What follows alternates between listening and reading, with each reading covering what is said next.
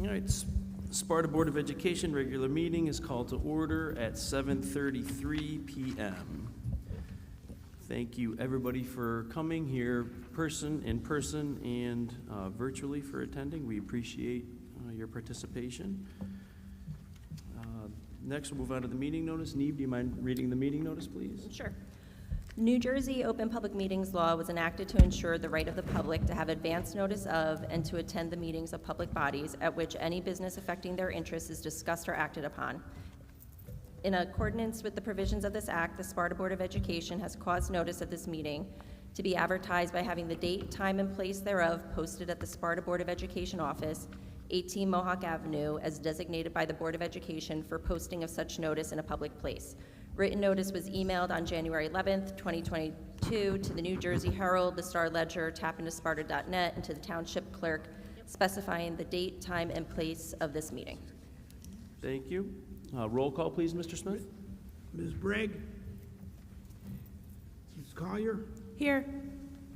Ms. Grano? Here. Mr. McCarron? Here. Mr. Morris? Ms. Sealander? Here. Dr. Serrano? Here. Mr. Palesci? Here. Thank you. Will everybody please rise and join us for the Pledge of Allegiance? I pledge allegiance to the flag of the United States of America and to the republic for which it stands, one nation, under God, indivisible, with liberty and justice for all.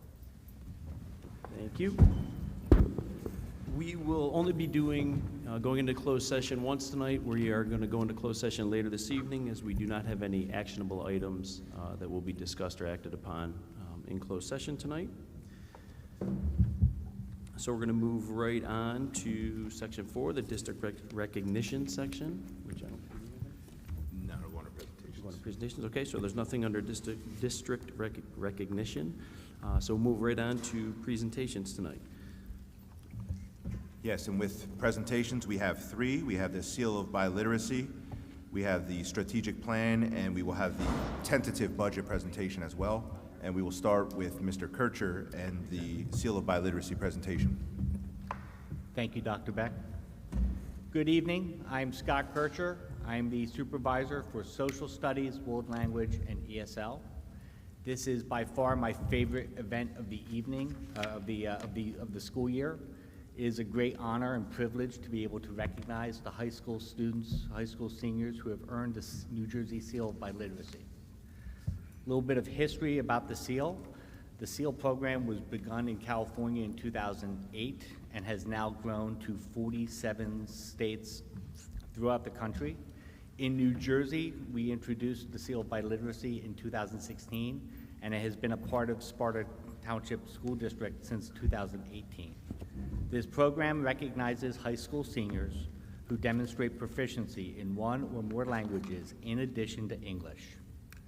Biliteracy is not easy, but neither is its demonstration. These students qualified for the Seal of Biliteracy by successfully completing the STAMP test. This is a 3.5-hour national standardized test which measures students' ability to read, write, listen, and speak in the foreign language. Making it even more difficult this year were the conditions of COVID that disrupted the formative years of language acquisition. Also, more strict policies related to testing and retaking tests limited student attempts in showing proficiency. This year, I'm happy to report that 24 students qualified for the Seal of Biliteracy. This represents 10% of the total senior class. This percentage exceeds the number of American native English population where biliteracy is only at 9%. These students' accomplishments are not only a tribute to their hard work, but also the support of their families and the strength of the world language teachers. This success is also an indicator of a culture of learning that exists in the Sparta Township School District, a culture that encourages all students to rise to the challenge and persist together to achieve great things.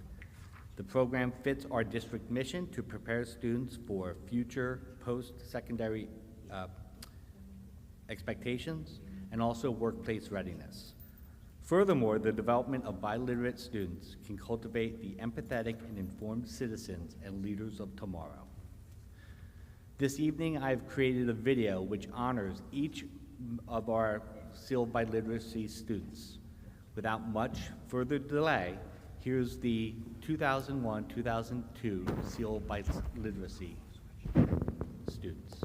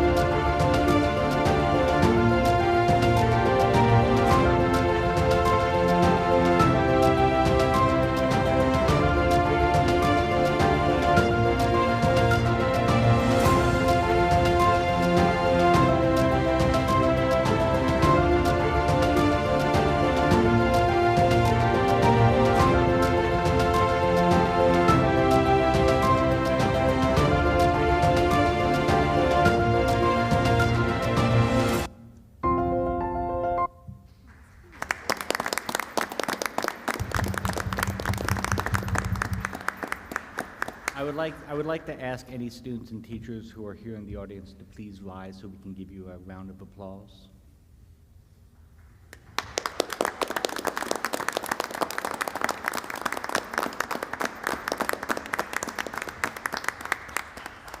Thank you.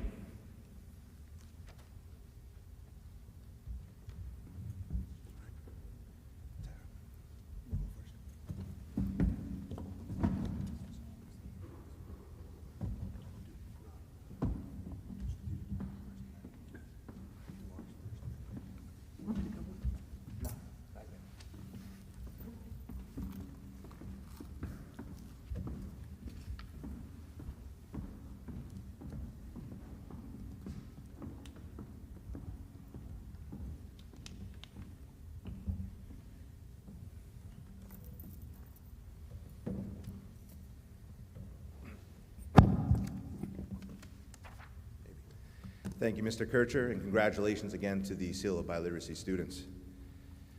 Next, we will present, Mrs. Rossi and I will present the strategic plan, action plan for the district. First, we go back a couple of months, and after the Board of Education went through the strategic planning process, the end result of that strategic planning process were 3 very broad-based goals that were created by the Board of Education, created and approved by the Board of Education. Those broad-based goals were improve student achievement, improve communications and perception, and improve finance and operations. From that point, the Board of Education then handed the ball off to administration to figure out how we were going to best implement those goals specifically throughout our school district. So I'll talk about that process on how we built the specific goals. First, Mrs. Rossi and I met with the building administrators to present the strategic plan that was created by the Board of Education and our consultants, and talked about the goals, and we talked about the data that was within the strategic plan. We asked the building administration, specifically the principals, we asked them to go back to their buildings and to form teams within their buildings that were going to create building-specific goals that fit under each of those broad-based goals that the Board of Education created. The principals were going to go back and create teams that consisted of teachers and staff within their building on the elementary level, and on the secondary level, teachers and staff within their building, but also to include students within their building. The middle school and high school had students on their teams as well.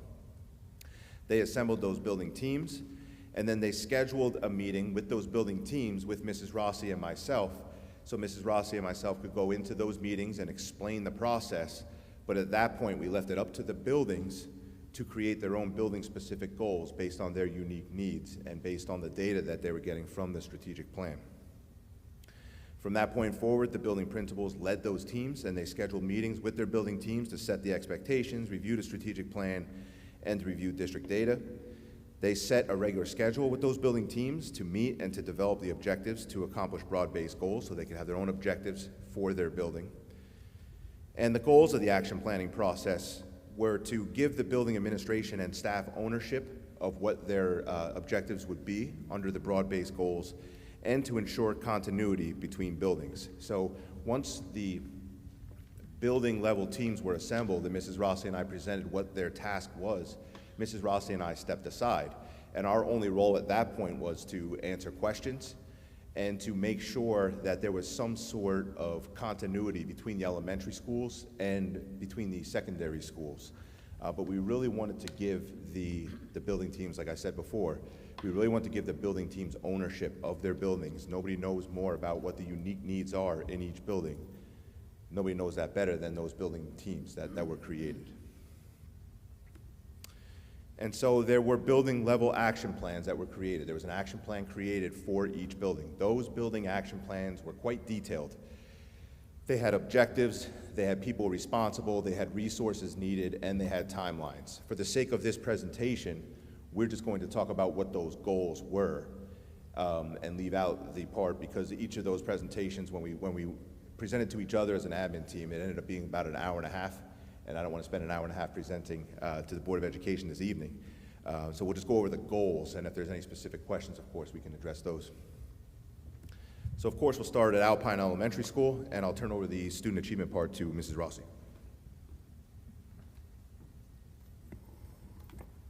Good evening, everybody. So as you look at the goals that relate to improving student performance across our elementary schools, you're going to see some common themes. Some of those common themes include, from a literacy and math perspective, a recommitment to developing and honing in on foundational skills that our students need in order to be successful across the board academically. A lot of that comes from the impact and the result of a disconnected elementary experience in their foundational years as we navigated the roads of COVID. And so to regroup and recommit to the importance and the priority of those skills, you'll see that that is a common theme that runs through all of the elementary schools. Another common theme is the implementation of the computer science standards at K-5, and so those will be put in place, which will provide us with opportunities really to expand our STEM, our STEAM programming, which will give us some unity across the district, and also build feeding programs with more interest and more opportunities for enrichment for our younger population. And lastly, one of the things you'll see is a commitment to climate and culture. So we have an ever-changing landscape in our community. We have varied needs within our school system across the board, with regard to gender, culture, race, neuro ability. Our students are coming to us post-COVID with more emotional, behavioral, and social needs than ever before. And so we know the importance of students needing a foundation to access equitable learning experiences, and we're committed to ensuring not only that those differences are celebrated, but that they're accounted for in the learning space. So you'll see that across the board as well, as we partner with professionals who are grounding their research in the CASTLE model. One of the terms you'll hear is transformative SEL, which looks at social emotional learning with a complement where diversity, equity, and inclusion is built into that realm of support. So those are some of the pieces you'll see when we look at academic achievement. And so specific to Alpine, we're looking at fact fluency in math and really developing those addition and subtraction number facts, those differentiated STEM opportunities to enrich learning and to promote computer science standards.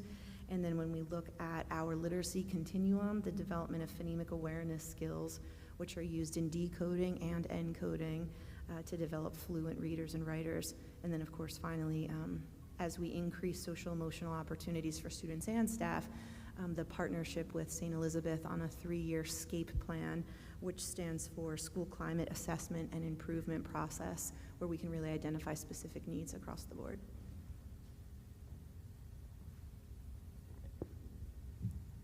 So you'll see when we go through the elementary schools, you'll see what I was talking about when I was talking about ensuring continuity between the schools. So Alpine's a perfect example, and you'll see it in the other schools, that each school is going to, in somehow, some way, want to improve, let's say, their literacy or improve their math, and it depends.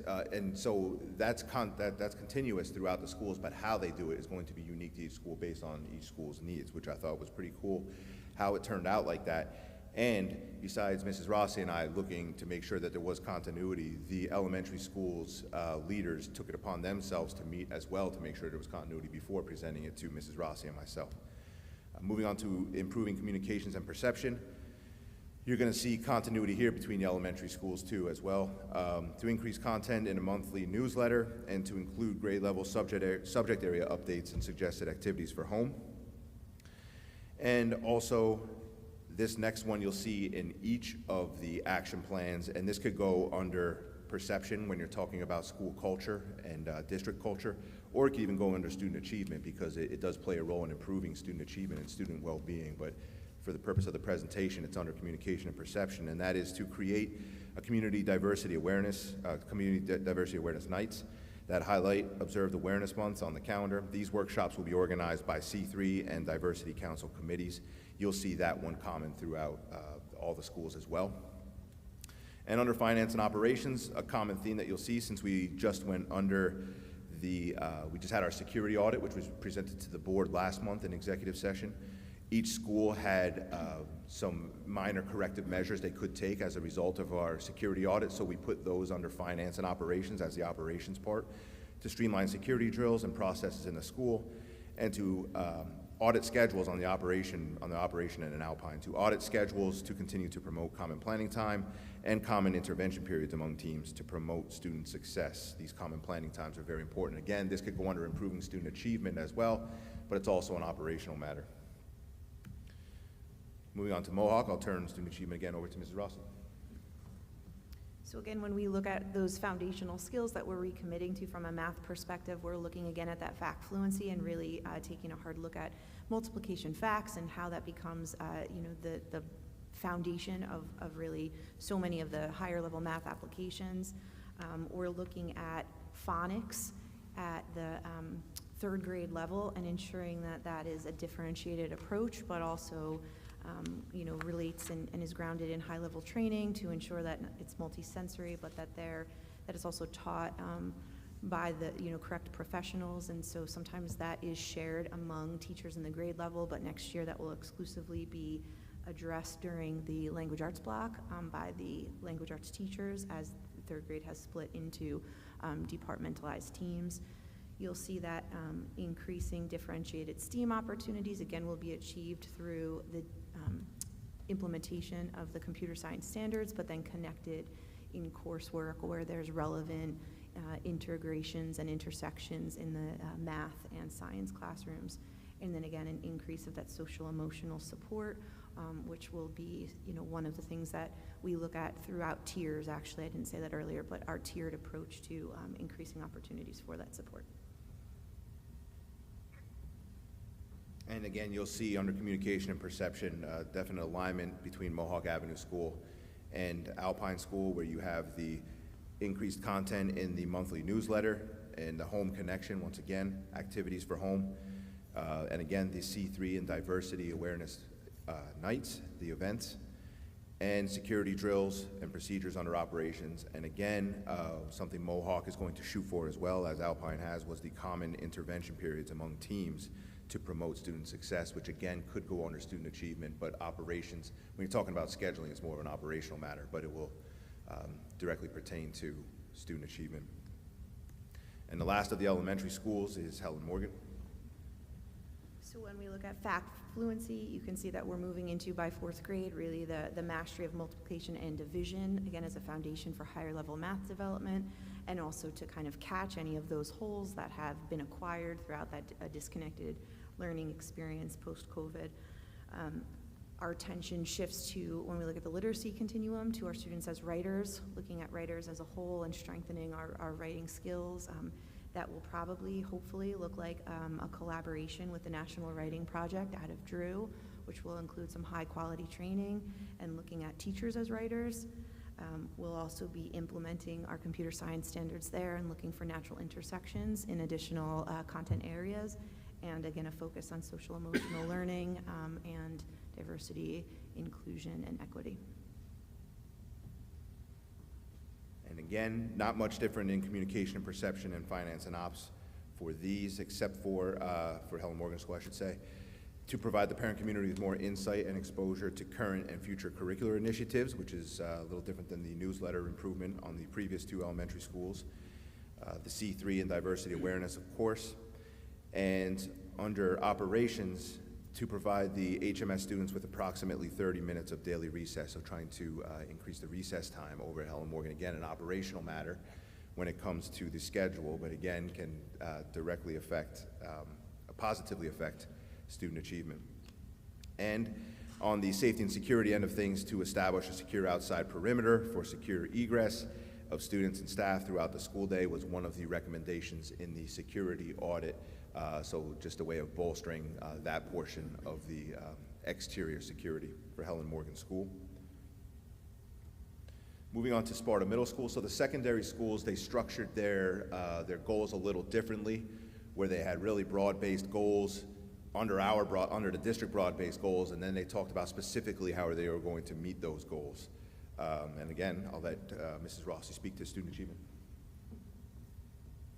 So when it comes to our secondary education, so Sparta Middle School and Sparta High School, we are looking at alignment and connection between those schools as well, and we're looking at things that relate to evaluating and expanding student programming, which will provide more opportunities for student learning with various pathways, but also specifically carved out opportunities to allow for students to reconnect and rebuild relationships and interaction, which we know is also something that we're observing and is really important in response to the isolation that our students have been through, that our world has been through. And so really looking for purposeful opportunities for that as well. So you can see in the first goal that is organized a little bit differently. The middle school and the high school had a slightly different approach, but they're looking at our support services, which include really making sure that our Tier 2 and Tier 3 supports for students that need additional support have clear, smart goals as we move our accommodation plans onto the Linkit platform, which will be an easier way to monitor and evaluate student progress. We're looking at scheduling, which Dr. Beck will speak to in a minute, but that allows us more flexibility for students to have various options. It allows us also more flexibility to meet the needs of students, like students who maybe are in danger of failing, where in the past we weren't able to support them until over the summer, through summer programming, because we didn't have additional means or structures for that work, and now we will. And it will also help us to capitalize on what we're working on right now, which is a recommitment to differentiated practices, which just means that all teachers are equipped with skills and strategies to meet the needs of an extremely diverse range of learners, whether it be academic, social, emotional, or behavioral. And that partnership with St. Elizabeth University will be something that continues at the middle school level as well, in addition to building out their resources and programming to support those various needs immediately and long term. And under communication and perception, the goal was to improve communication with community stakeholders and how they would do that. First, rebranding the faculty advisory meetings and how those are run and how those are structured. Provide monthly newsletter from the middle school to the community, using the Remind app for the middle school faculty for quick reminders, and promote school and school activities through the use of social media, so to increase the use of social media at the middle school. Under finance and operations, refine school safety procedures and operations to optimize building efficiency, addressing the safety and security audit recommendations, which again is a common theme throughout the schools. There will be a new, slightly revised Sparta Middle School schedule for the 22-23 school year. We will talk about that a little more on a future date, but minor revisions to improve the student experience over at the middle school.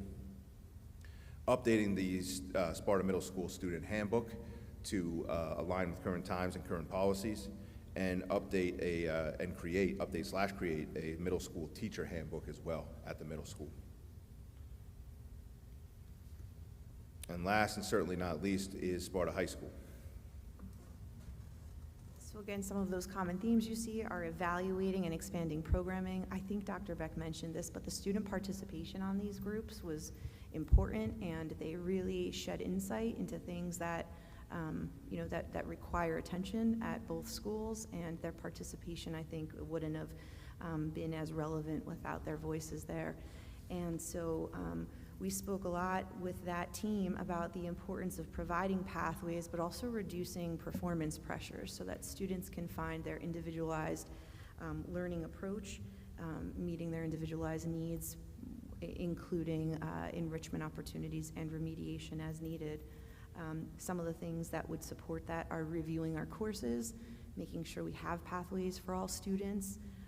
We looked at in the past a collaboration with the Sussex County Community College and their work with Thor Labs, and those are for students that might be looking at community-based colleges. Thor Labs is going to have something of upwards of 20,000 jobs available over the next 5 years, and so there will continue to be programming that's very specific to their needs, that we're going to be able to offer coursework for students to just provide expanded opportunities through the courses that we offer, and the titles of those courses to ensure that students are really aware of the concept behind what those courses entail. And also, again, as we talked about at the middle school level, specific structured opportunities for students to reconnect and interact with one another. Another goal is to, and you'll see this as we talk about the district goals, but to really take a close focus on the collection and application of data at the high school level. We have a warehouse of data that spans internal state assessments, SAT scores, AP exams, universal screening tools that the district uses. So that we'll be creating data teams to really determine who's responsible for looking at what kind of batch data and how that can drive programming, but also curricular supports within the classroom. And then lastly, partnerships to improve culture and climate throughout the school building with professionals who can support that work across the board. And on to communication and perception at the high school. The high school's main goal was to showcase the strengths of Sparta High School in communication with all stakeholders. Their feeling there was that there are great things going on at Sparta High School, and everybody knows all the great things that are going on. So to increase that, the communication regarding that, highlight individual classrooms through social media, identify and include opportunities for extracurricular involvement and enrichment at in the Sparta High School school profile.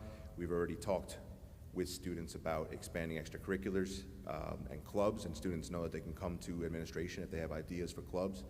And I actually met with administration earlier this week to talk about some possible expansion to our athletic programs as well.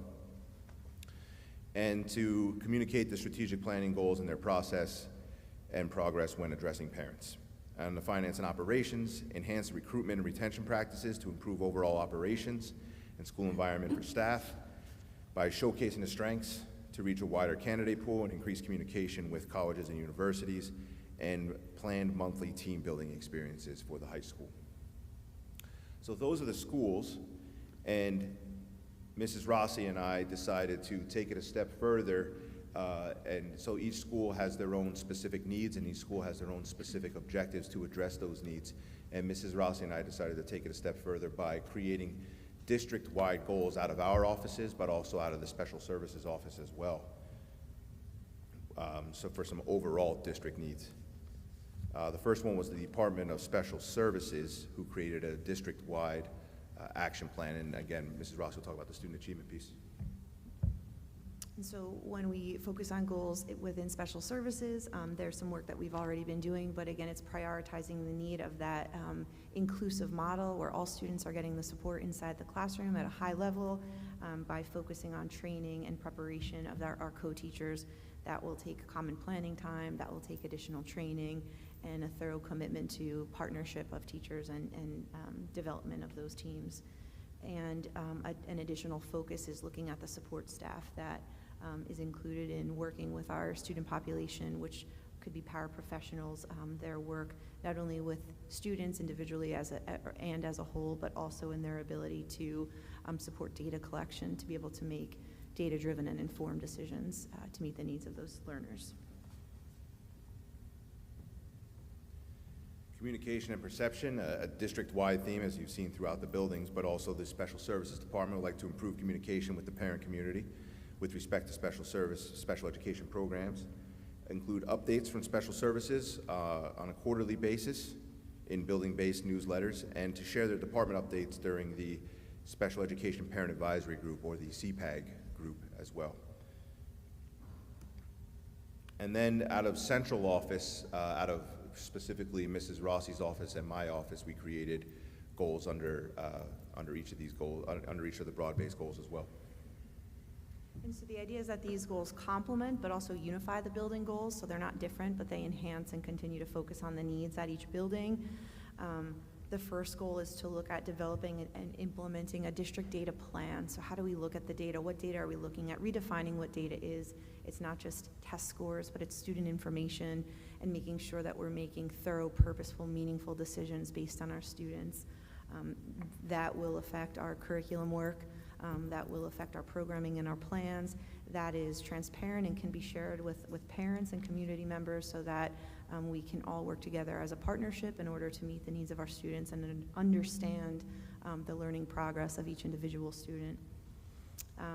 And then a second goal is to be supportive in a large way to, again, implement, not only through curriculum, but through actionable goals within each school, that transformative social emotional competency, which gives all learners the space to access learning in an equitable manner, celebrating student differences, and ensuring that all staff at every level has thorough support and training on how to meet the needs of all of our learners. And again, under improving communication, as it has been a theme throughout this evening's presentation, we want to talk about, or we want to undergo a district-wide communication audit and create a district communication plan. I feel that the communication from the buildings and on the district level has increased throughout the school year, but there's always room for improvement. And we would like to understand what channels we are using and to make it more unified throughout the district and coming out of the district office as well, how we can improve communication. So a district-wide communication audit. And then along the lines of an audit, going under a district-wide technology audit and a district-wide technology plan. That technology audit would look at our infrastructure and our devices. What do we currently have? What do we currently need? And create a plan from there, a multi-year plan from there. Earn Sustainable Jersey for Schools certification, which is very popular and very worthwhile certification in the state of New Jersey, more along the lines of becoming a more green school district. And engage in executive training as an administrative team to maximize performance. And I think Mrs. Rossi can elaborate a little more on the executive training piece. Sure, so one of the things we're trying to achieve is that the need for common practices and approaches to be able to be consistent and cohesive in our response and in our planning. And so this executive training is going to be helpful as we have several new team members. There's not typically, we have like mentoring plans in place for new teachers, whether they're brand new out of college or into the field, or if they're new to our district.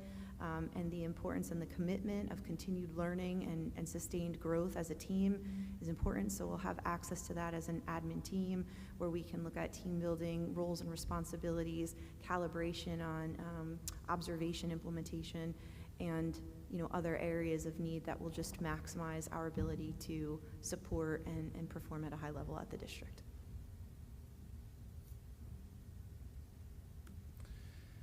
And lastly, the action plans are no good unless you can monitor the progress of those action plans. So how are we going to do that? And we view each of these action plans individually and the action plans as a whole as living documents, and that the goals are going to be revised as needs are revised. It's a living document in that sense that if schools set the bar too low or too high on specific goals, they can adjust those goals, and they can come to Mrs. Rossi and myself and explain why. The data shows that they need to adjust those goals, so it needs to be a living document in that sense. And it also needs to be a living document in the sense that because this will be a successful process, it needs to be a living document in the sense that it's always a 3 to 5 year plan, a 3-year plan. So once you're done with year one, there's another 3 years there. Then you cross off another year, and there's another, you're always going out a third year. This is going to be a living and growing document. And we are going to specifically monitor the progress through progress charts, Gantt charts. There'll be Gantt charts created for each building under each goal, and each building will be responsible for updating and presenting to Mrs. Rossi and myself, who in turn will need to keep continuing to update the board on the progress of the district-wide action plan or strategic plan as a whole, but also on the building level. That's the action plans. I just want to summarize the process by saying, I applaud the Board of Education for undergoing the strategic planning process. The past 2 years in education have been very rough for everybody throughout the country, throughout the world. And now that we are starting to pull out, hopefully, pull out of the pandemic and all the restrictions, it's time to start getting out of survival mode and start moving the district, or continue to move the district forward as the district was moving forward to greatness. And we need a plan to do that. And this is the plan to do that. And again, this plan will be revised as necessary. This plan we feel is very strong because it meets the individual needs of each school building, and the school buildings have ownership over their individualized strategic plans and their action plans. And we now have definite direction for the school district. So thank you to the Board of Education for initiating this process and handing it over to Mrs. Rossi and myself. And then thank you to the admin teams, the building teams, for all the hard work they did to put together their building level plans. I don't know if there's any questions from the board this evening. For those of you in the audience or those of you watching at home, this will be on the website as well. We'll put it on the website tomorrow, hopefully tomorrow or Monday, because I know some of the font got pretty small trying to fit all the goals and objectives on one slide, trying to make it friendly. If there's any specific specific questions from the board tonight, I understand it was a lot of information at once. Review it, digest it, and get back to us with questions, please. Okay. Thank you. And then the last presentation, I apologize.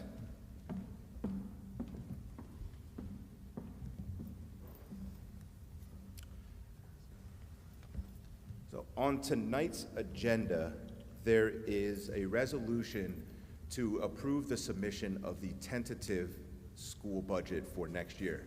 The way that this process works is the business office, led by Mr. Smith, we have been creating and working on the budget for next school year. That budget needs to be balanced, of course, and then it needs to be submitted to the County Department of Education.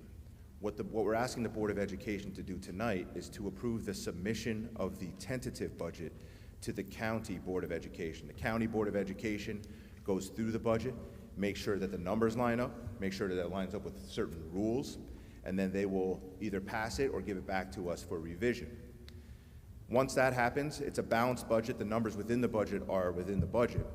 Within that time, the Department of Education can tell us that things need to be changed, things need to be shifted, fix this, fix that, or even on the internal side of things, we might re-look at the budget and say, we need to move this here, we need to move that there. As long as it doesn't change the bottom line, it's not that major. Right now, it's a tentative budget. Once we get the approved budget from the county, and once we are done moving things in the budget that we feel need to be moved, if anything, next month, Mr. Smith and I will come to the Board of Education meeting with a detailed budget presentation that we're going to present to the public. That's a public hearing. We're going to present it to the Board of Education for final approval. That final approval is our final budget. So tonight, we're going to give you some rough numbers and some rough ideas of what's in that budget, enough to make the board feel comfortable, hopefully, to submit it, to give us the approval to submit to the county. And then, and again, next month, we will get into much more detail. So we're just looking at a very big picture here in tonight's presentation. The budget guidelines are the same guidelines that guide any budget, and I've guided the budget here at Sparta before to improve the quality of educational programs, to improve student outcomes, provide professional development, support the social, emotional, and mental health of the Spartan learning community, make sure it's a fiscally responsible budget while attaining our objectives, and continue to fund the programs ensuring the future of educational needs and potential changes in state law and mandates.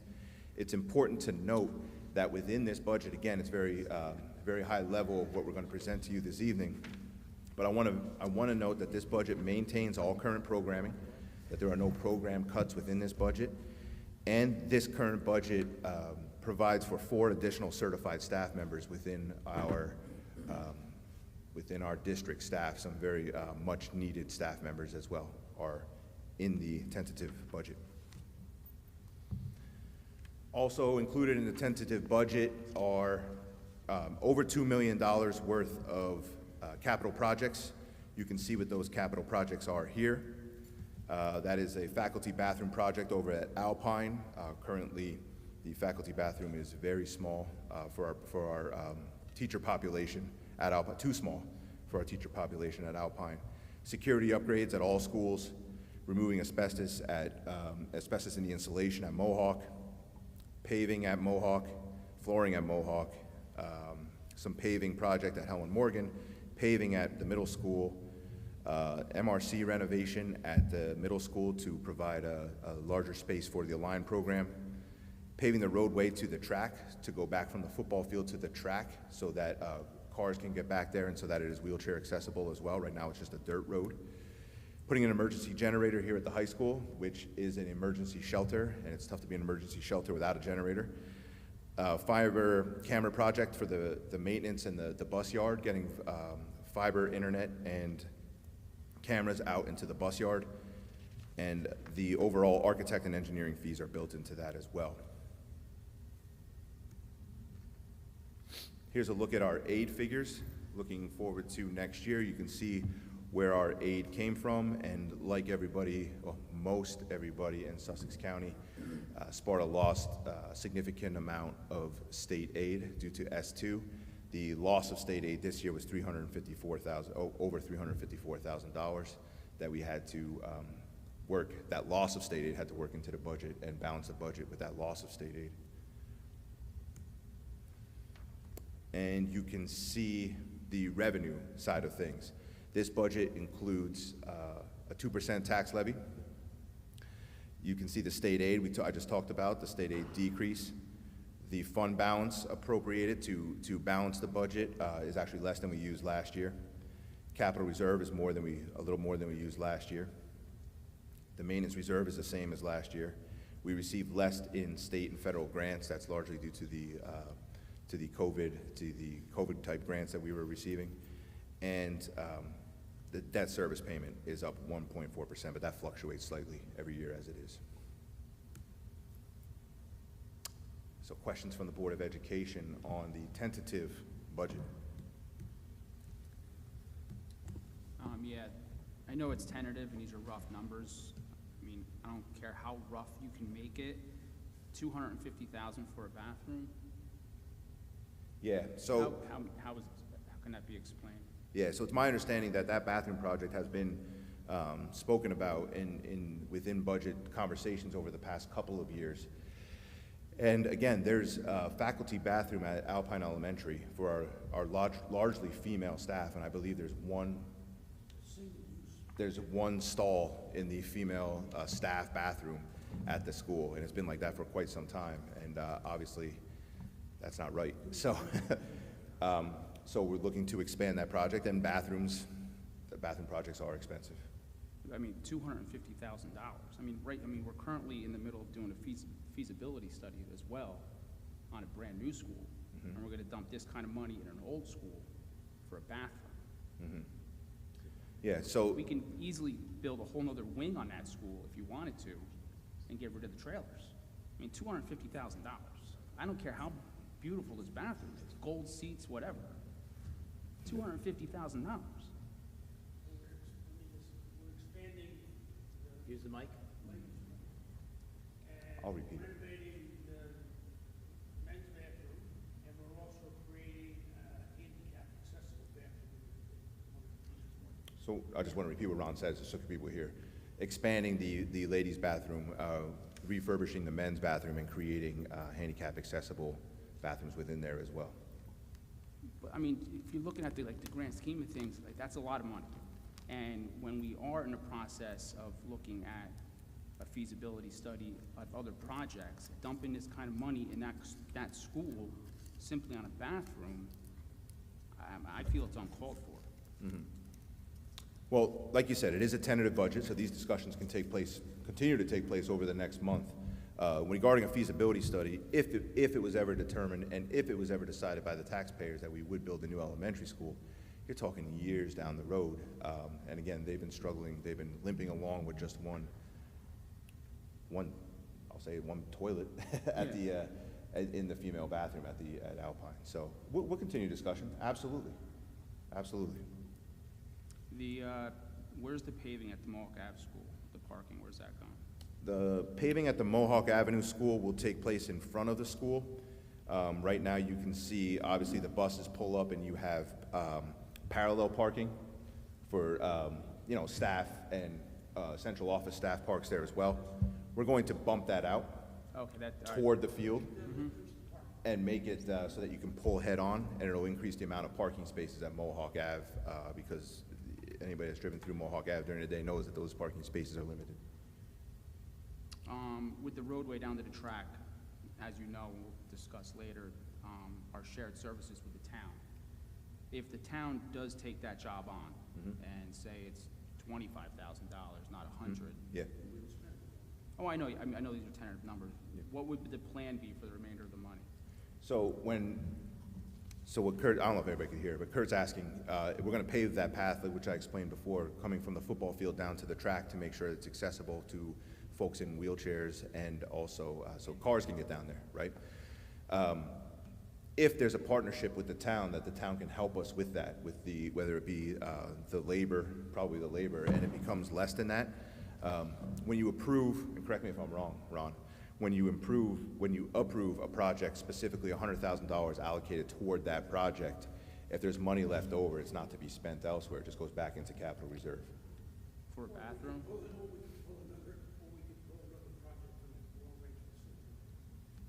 You just have to reallocate it, or use I mean, it toward why, it. Yeah. my biggest, the bathroom thing, it's come up in years past. And it's not the first time it's coming up. Yeah. And obviously, it hasn't been done yet because it's not a good project to do. You know, since it's got voted down, if we haven't done it yet, why is this coming up again? It was proposed to me, and it was proposed to us as a need, and when we. The last time I remember it coming up was right before, it was during COVID. But, It's I mean, been that bathroom proposed is in twice. really bad shape, even if we're going for a new school. I mean, when I was there, there would be a line out the door, like, it's not acceptable for the teachers. You were I'm talking- not denying that they need a new bathroom. No teacher needs a $250,000 bathroom. Well, listen, if you agree that we need a bathroom, we will get quotes on what that bathroom will cost and what that bathroom might look like. The maximum cost, when you build a budget and you go into capital projects and you go out of your capital reserve, you kind of go on the high end of things to I make sure. understand that. Because you can't go over when you do that project. So hopefully, to your point, Kurt, if we are in agreement that a bathroom needs to be built, hopefully it comes in 100 under that. That'd be great for everybody. Well, still, 150 is still a lot for a bathroom. Still, I can Well, if the build a house paving's with a cheaper, we can bathroom. add to the bathroom. We will continue to discuss this over the next month. I mean, Get a fancy toilet. a waste of money, to be honest. Any other questions from the board? The only other question I have is also, it's not about the bathroom, it's about the track. Yeah. But how far will that handicap accessibility go? Just because I've been to some events at the track, and it's like you can get to the close end of the track, but once a meet or something starts, if you're trying to watch your kid over on shot put, there's, I don't know how, without going across the track, how other people would get to that side, or where parents, I mean, I guess parents having more bleachers to sit, that's probably a totally different project, but it doesn't seem like there's a lot down there for parents who are trying to watch their kids in track meets. So I guess just a question about that. Yeah, that's a good point, Wendy. So when we actually go to the architects for the actual design, we'll make sure that is taken into account Okay. to make sure you can access different parts of the track. Matt, do you have I know it's preliminary, but do you have the impact to the taxpayer at the household level, like what that would be? Yeah, that's something that'll definitely be presented at next month's more detailed budget hearing and presentation. Actually, we have our numbers out with the town, and the tax assessor is getting back to us with those specific numbers. Ron will go to them on Monday, but that will be in next month's presentation for sure, Perfect. because I know that's a popular one. And then my other question was, I know in the past with the playground project, there was funds and obviously got the great playground in, but that there was plans to continue to have either asphalt for the kids, the blacktop. Is that something that's being considered in this budget?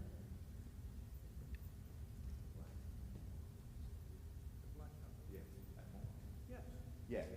So yes, that was discussed before, and actually we talked about it with the finance and ops, for the basketball court on Mohawk. So that's something that we're, Right, because that's all been done. when they prepared the land to put the playground in, they did level off and allow room for a basketball court, which was part of the actual sketch and part of the wetlands and the DEP and all that stuff. So the plan is there. And I believe the money was set aside so that we can still put that in. So the preliminary plan is to make that still happen out of this year's budget, because that was in there. Great to hear. Thank you.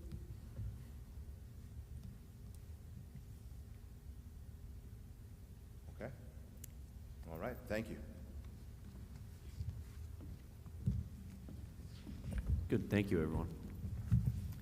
Moving on to section 6, student representatives report.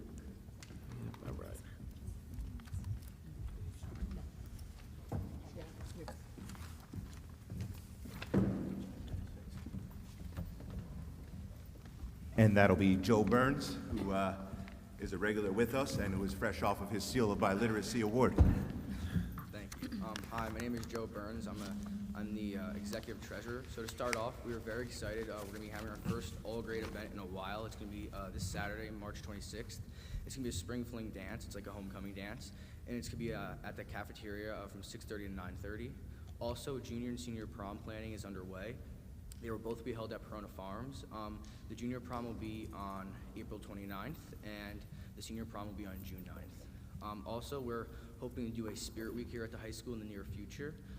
Additionally, for the seniors, they are planning to do a senior parking lot chalk decorating fundraiser for Decision Day, which is May 1st. And then finally, we are starting to discuss elections for next year. Thank you.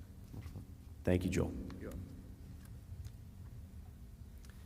Moving on to section 7, approval of minutes. For 7.1, do I have a motion? Motion. Eve, thank you. Second? Second. Wendy, thank you. Discussion? Roll call, please, Mr. Smith. Ms. Kyer, Yes. Ms. Grano, Yes.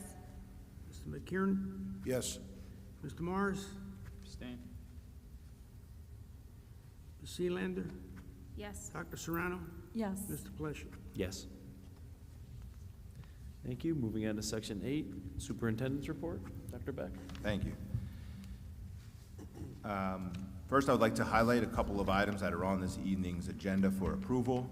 The first I already spoke to it briefly, was Sustainable New Jersey for Schools. That is a program on the state level where schools earn certification for becoming green schools. And the first part of that process is for the Board of Education to pass a resolution supporting that. And so you'll see that on tonight's agenda under operations.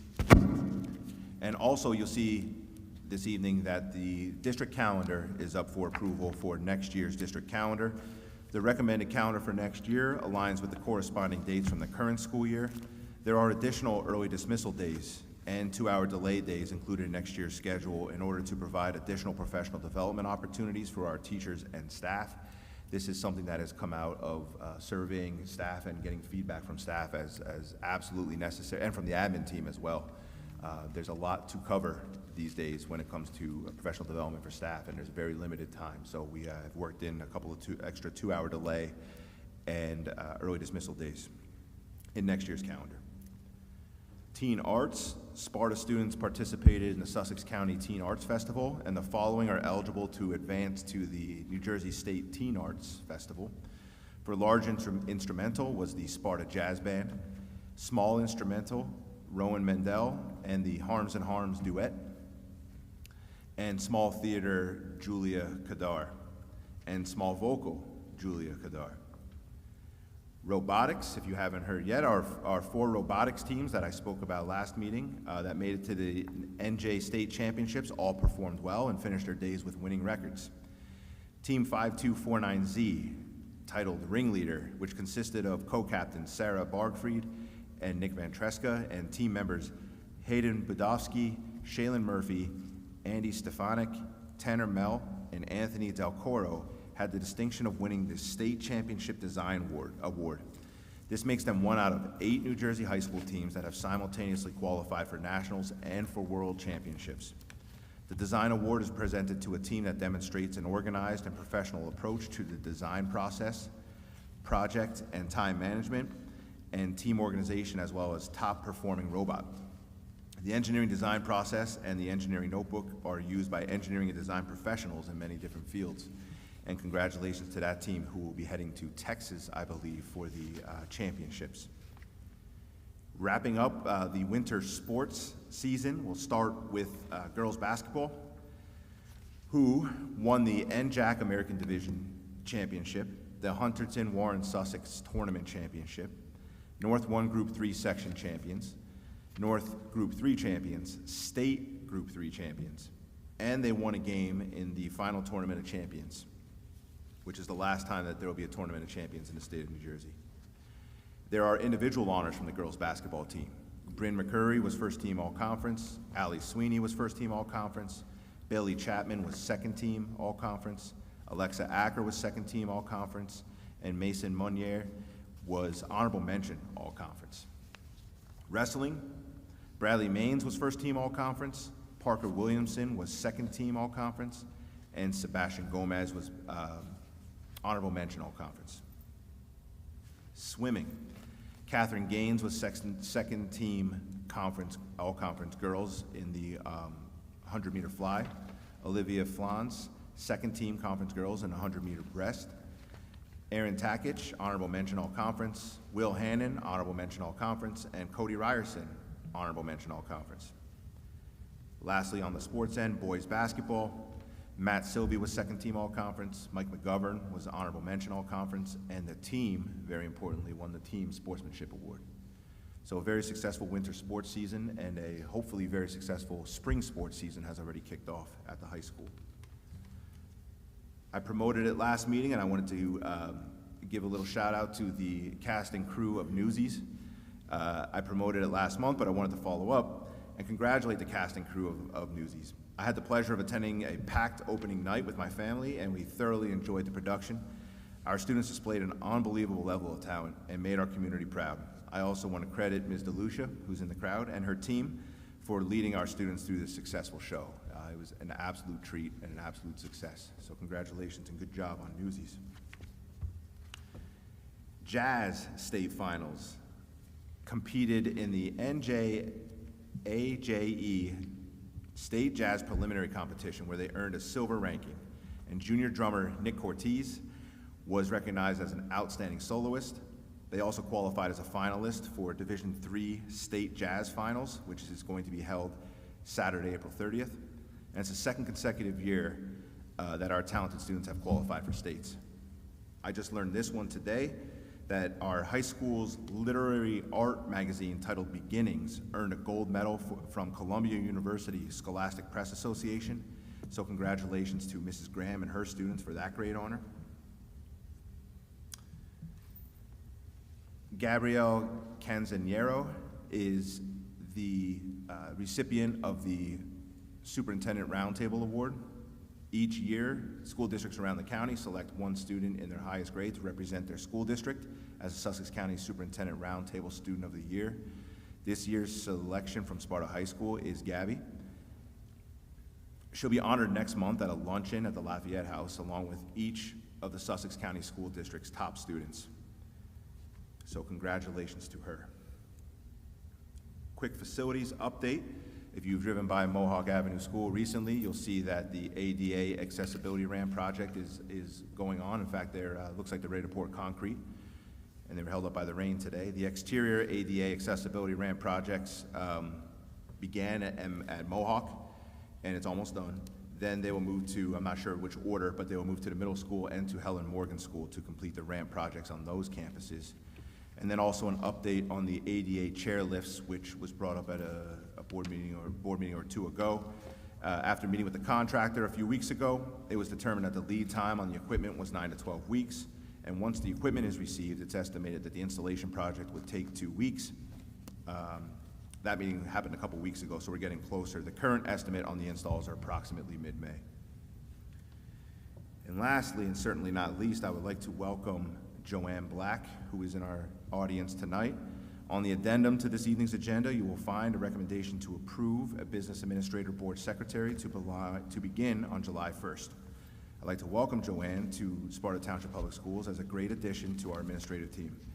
Ms. Black comes to us with 9 years of experience as a school business administrator, most of which has been spent in Sussex County.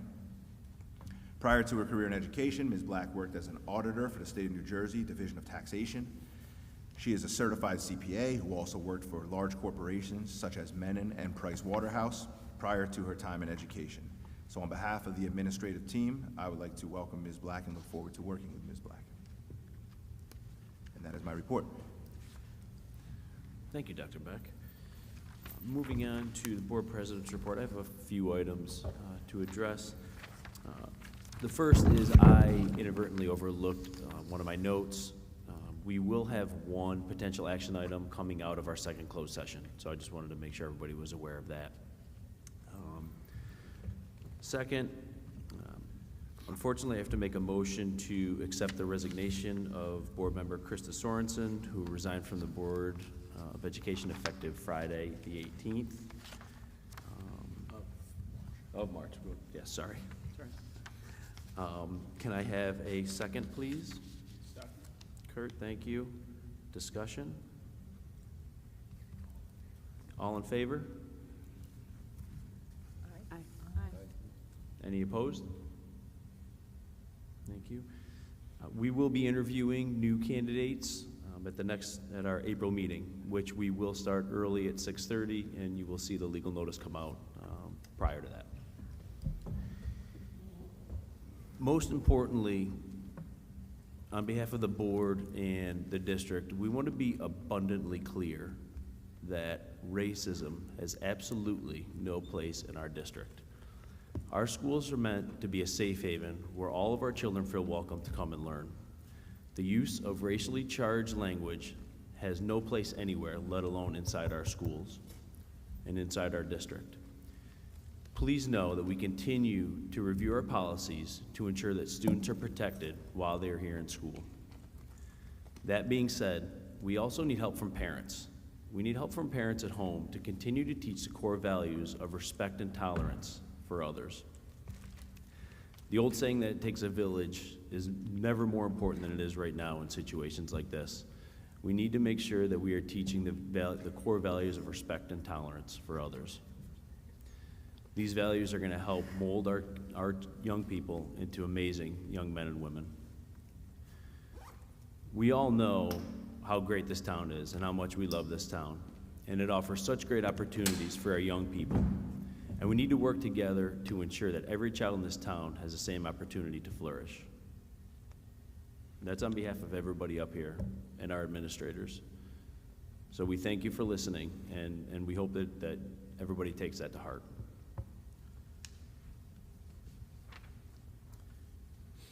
Moving on to section 11, approval of the HIB report. Can I have a motion, please? Motion. Neve, thank you. Second? Second. Vanessa, thank you. Discussion? Roll call, please, Mr. Smith. Ms. Collier, Yes. Ms. Grano, Yes. Mr. McKiernan, Yes. Mr. Morris, Yes. Ms. Sealander, Yes. Dr. Serrano, Yes. Mr. Pleshy. Yes. Moving on to section 13, delegate liaison reports. Do we have anybody that has to report out or wants to report out? I do, Craig. Thank you, Vanessa. Go ahead. So I just want to share that the Sparta Education Foundation Dragon Boat Festival is back. It will be held on May 22nd. If you are interested in participating, you can register at spartadragonboat.com. There's also sponsorship opportunities available as well as volunteer opportunities. So it's posted all over Facebook. You can go on their website for any information that you need. Thank you. Anyone else? Yeah, I have a quick update for the Diversity Council. I was not able to attend the monthly book club, but it was yesterday, and they had read Brown Girl Dreaming, so it was another well-attended event. There was a lot of great conversations about connections between listening and learning, especially when we're talking about experiences tied to bias and racism. So there was a lot of great discussion and a lot of talking about how to listen. The next month's conversation and the next month's book is going to be on April 26th. It's Eric Garcia's We're Not Broken, Changing the Autism Conversation. So this continues right along the line of our anti-racist programming by celebrating Latinx voices and also honoring Autism Acceptance Month. So you can sign up, you can reach out to Brent Rivers if anybody wants to join that. We are also trying to finalize dates for the Neurodiversity and Physical Disability Subcommittee for the parking spots. So we're looking for volunteers and dates on that. If you're interested, you can let us know. And then the last thing was during the meeting there was a The date for the Always Jane screening, I don't know if we discussed that last time, but it is going to be on June 11th at the high school, going over episode 1. It's going to be from 6:30 to 8:30. The episode won't take that whole time, but there's a schedule of events for that night. And there's also a student-driven initiative that is being worked on at the middle school, discussing how words matter. And that, I think, is everything that I have for the Diversity Council meeting. And while Wendy was on that meeting, I attended the C3 Mental Health and Wellness Committee. At the February meeting, we had discussed how to support the needs of families and students who may need additional support at this time. And the idea that came out of that was having this parent chat. And that was expanded upon at this March meeting. And with the help of Mrs. Sakowitz, I know I'm saying it wrong, I'm sorry, and Ms. Frank Kinnear, along with Dr. Esposito and Lauren Rossi, who've been doing really great work there. They really went through just some of what we're experiencing at each level, and I was really impressed by just the magnitude of understanding that they have as parents and as professionals in our district to meeting our students where they are, and like Dr. Beck said, really propelling us forward by addressing those needs. So save the date. The parent chat, Cultivating Our Children's Emotional Intelligence, will be Wednesday, April 27th from 7 to 8 p.m. And it's intended to be an open conversation about our children's emotional wellness and how to promote a positive parent-child connection through social-emotional learning. So I'm looking forward to participating. Stay tuned for a virtual link, and all parents are welcome as well as our board team. Thank you. Just to continue with the shared services project that we're working on with the town, the path that connects the high school to Station Park. We met with the lighting guy. We're going to continue the lighting a little further than we previously spoke about. It's going to be extended all the way down through the path, through the woods, all the way down past the tennis courts. In conjunction with that, after that's done, the path is going to be sealed, then resurfaced by the town as well. Doing these projects with the town is very beneficial, and we're saving a lot of money as well as they are. So far, everything's been good, no problems yet, so once we get the estimates, we'll report out on it. Okay, so, thanks, everybody. Moving on to public comment number 1, which are on action items only. Public comments are invited on matters pertaining only to action items at this time. Please state the action item number as well as your name, municipality, and group affiliation if appropriate for the record. Each participant will receive 3 minutes to speak. There will be a countdown timer. You will be notified when there is 1 minute remaining, and then again when the time is up at the end of the 3 minutes. Speakers may not cede their time to others. The board uses the public comment period as an opportunity to listen to citizen concerns, but not all issues brought to a board meeting will be resolved this evening. Rather, the board will, in appropriate cases, delegate the authority to investigate the matter to the superintendent or his designee. The board does not endorse your comments, nor will the board be held liable for comments you make about a staff member or other person, which they may consider defamatory and/or slanderous, as that individual retains all rights to pursue any legal remedies against you. This public session is designed for members of the public to speak on issues for board consideration. By law, the Board of Education is under no obligation to respond to public comment. Issues raised by members of the public may or may not be responded to by the board at the conclusion of public participation. This portion of the meeting is meant to hear public comment, not to have a dialogue between the board and the person speaking. The board asks that members of the public be courteous and mindful of the rights of other individuals when speaking and not disrupt the meeting, or you may be asked to leave. All statements should be directed to me as the presiding officer, and no one may address the board members individually. Do we have anyone for public comment number 1? Good evening. My name is Dr. Frida Lewis. I live at 19 Angelo Drive.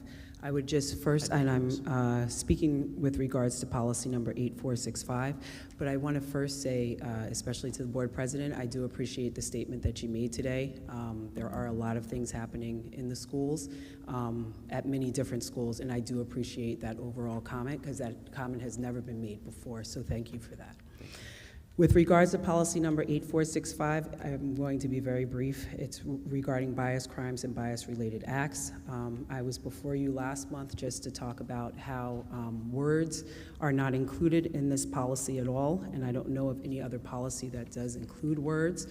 So I just ask that either this policy would be revised to have a conversation about that, because as I've stated before, words can be just as threatening as making a physical threat to someone or actually physically threatening someone. So I'm just asking that that be considered for a revision in this policy or in a new policy to be created. Thank you.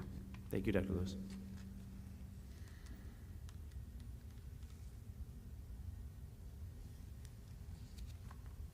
Hi there. Jen Hamilton, 37 Holland Circle.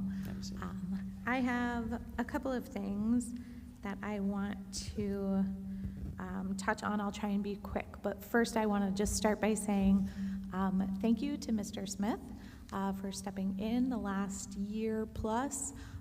It's been a crazy 2 years. I think we can all agree with that in education. And thank you to you for jumping on this crazy train for the last little while, and also good luck to Miss Black, who is present today. Thank you for the kind words. Yeah, you're very welcome. I wanted to speak with regard to 17.7, special counsel. It appears that you will be approving tonight some sort of contract for legal counsel with a law firm out of, I believe they're out of Lawrenceville area. I guess my question is multifaceted, but the first question is, what are they being hired for? We have a board policy on this. Board policy number 174 says that contracts for legal services are required to state in detail services to be provided shall be described in detail in the contract. There's no contract attached, so we don't actually know what they're being hired to do. Additionally, that same policy notes that contracts for legal services shall be issued in a deliberative and efficient manner that ensures the district receives high-quality services and at fair and competitive pricing. It says it can go through the RFP process, or there could be some other deliberative process that the board entertains. I don't recall seeing an RFP on this. It's possible that it was there and I missed it, so if that's the case, I apologize. If there was no RFP, then my second question is, what was the deliberative process for choosing this specific firm to ensure, fair, high-quality legal services at fair and competitive prices? And then the last thing I want to just touch on real briefly is I think we all, this is not a shocking statement, but in some ways it is, tonight you guys accepted the resignation of the 5th board member in 10 months. That, to us as a community, should be a shocking statement. And so from sitting out here, I don't know why. I don't know why people are choosing not to stay on the board. I'm not sure why there are so many vacancies in this district, what it means about the processes that we're going through. I know that last month you guys had a retreat. I am hopeful that perhaps that will lead to some stability in our district with our board members. But perhaps it's something you should consider if there is something that is causing this sort of exodus from our board, why, and what we can do to fix it. So, thank you. Thank you.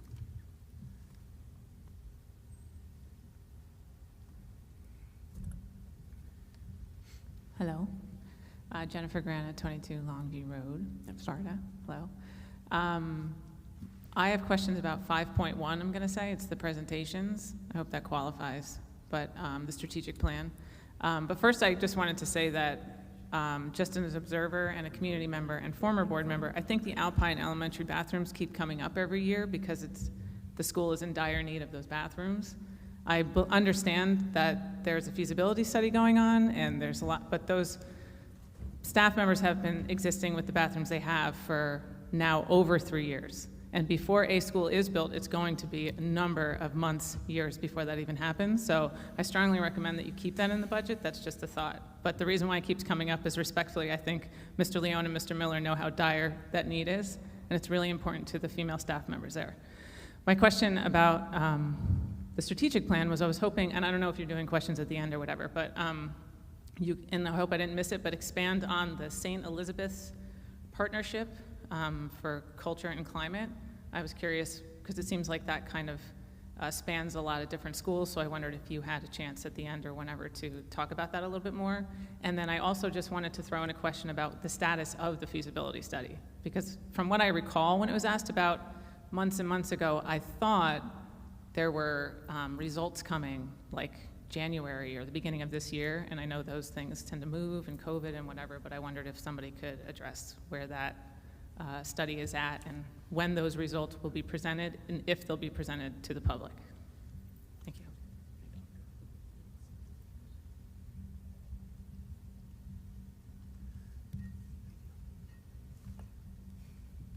Is that all?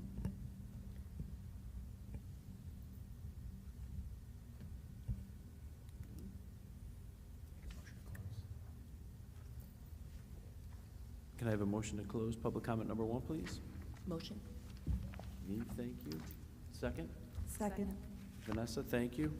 Discussion? All in favor? Aye. Aye. Any opposed?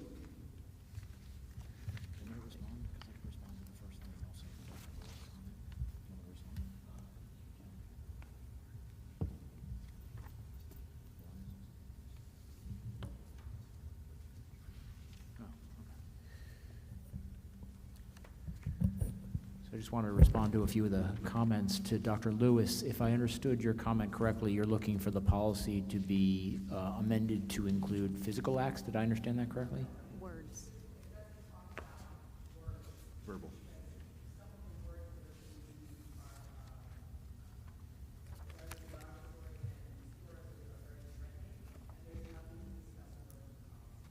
Yeah, so I understand now, thank you. So the policy, it defines a bias-related act to mean any act directed at a person, group of persons, et cetera, based on a variety of different protected categories. So it does include verbal acts. It's not limited to physical acts. It's basically any acts. So the definition is broad enough to include your concerns.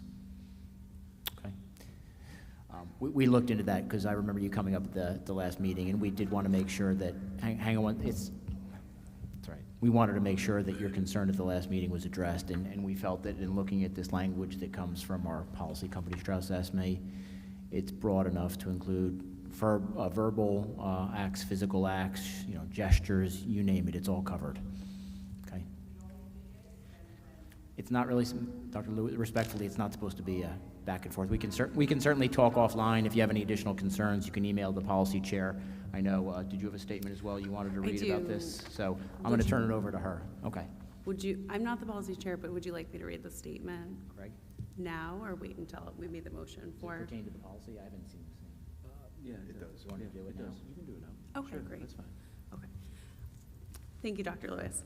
At our last meeting, we passed the first reading of policy number 8465 based on a Strauss-Esme update, bias crimes and bias-related acts.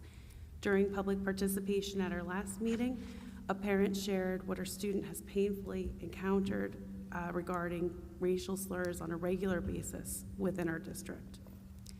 As a result, the board agreed to send this policy back to the committee for further review. As Board President Craig Paleschi stated, there is no place for racism in our school district.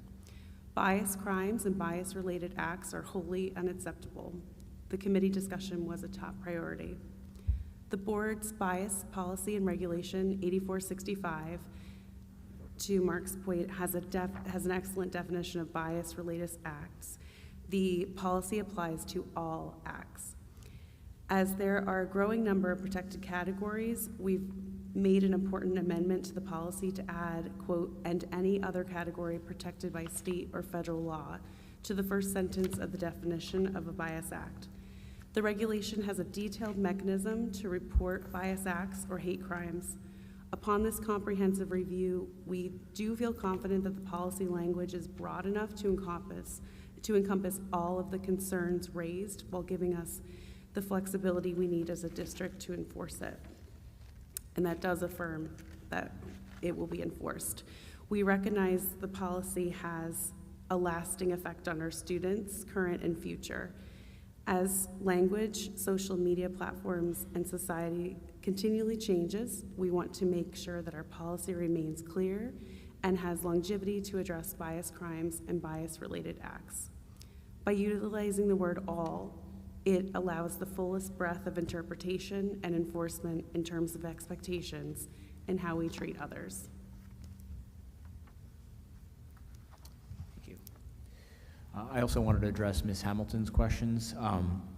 The board hired special counsel for a confidential student matter, and that's all we can say about the particular issue. The contract simply would say the same thing, that the board is retaining special counsel for a confidential student matter, and no further specifics would be given other than that and the student's initials. So that was the second thing. And then the third thing about an RFP, the law says an RFP where practicable, it's not legally required.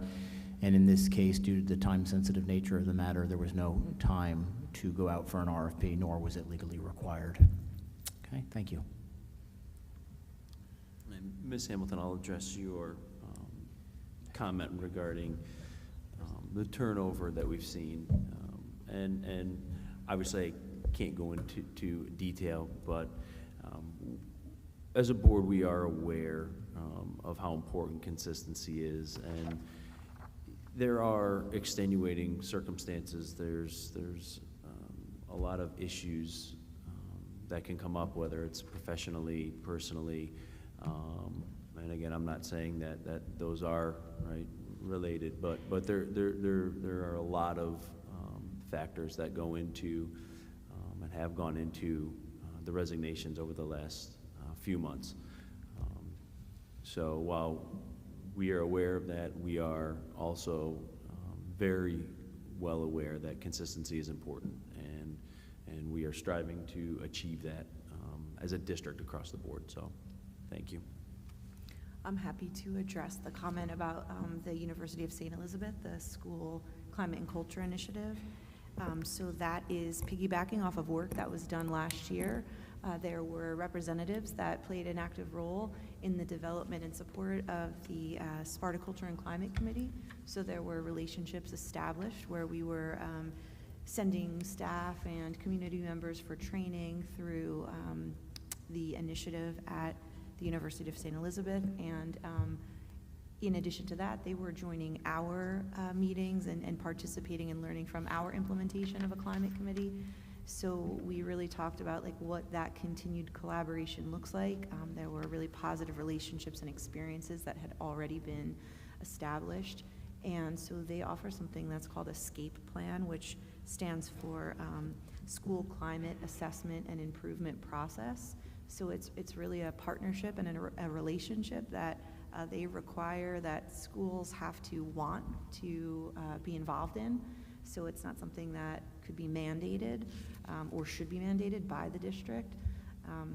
And so there are different things that they do each year, but they help to identify the needs and the strengths at each building and support an evidence-based and data-driven approach to addressing those needs and supporting those needs as professionals in the field. They utilize the CASTLE model, which is one of the models that the state recommends in terms of being best practice for delivery of social emotional support. Inside of that, they work very closely and utilize something that's called transformative social emotional competency. And what that means is it's using sort of the pillars of social emotional competency, but it's leveraging that through the lens of social and or equity and social justice. So that also will help bring some guidance and support and an approach to our diversity, equity, and inclusive practices. Because of this work and because of the extensive work that they are going to be participating in with us, they actually will be at the next board meeting to present and to answer questions based on what their work would look like in the district. And if you have any other questions, feel free to contact me. Okay.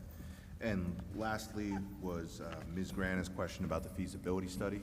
The feasibility study, we are in receipt of the feasibility study. It has run through the operations committee actually very recently. So the operations committee had some questions. We want to make sure the rest of the board has a chance to look at it and have their questions answered before it's released to the public, but it is coming in the relatively soon.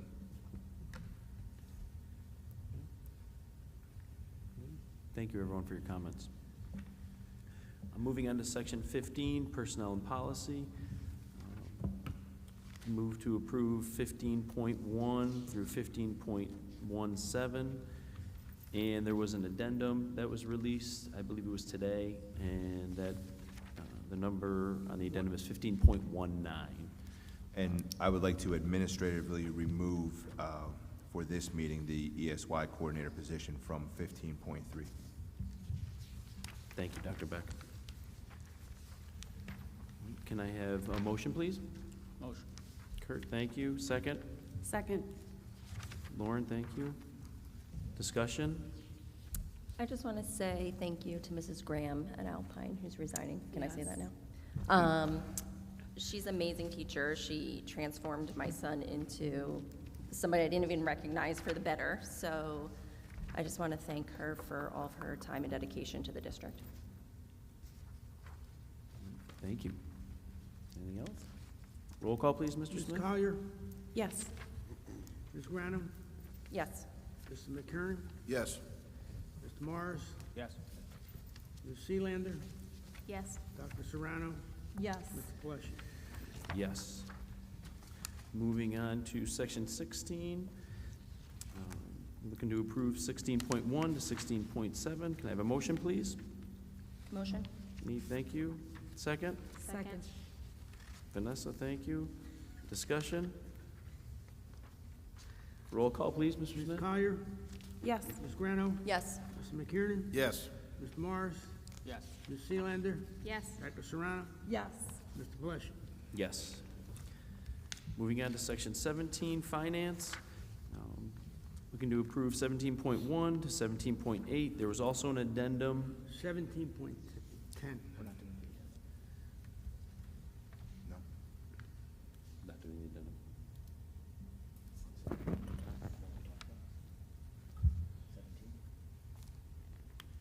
Yes, sorry. No, that's right. We are not doing the addendum at this point. Sorry. So 17.1 to 17.8. Can I have a motion, please? Did you include 10? No. Not included. Okay. Not Motion. 10 right now. Motion. Neve, thank you. Second. Second. Wendy, thank you. Discussion, please.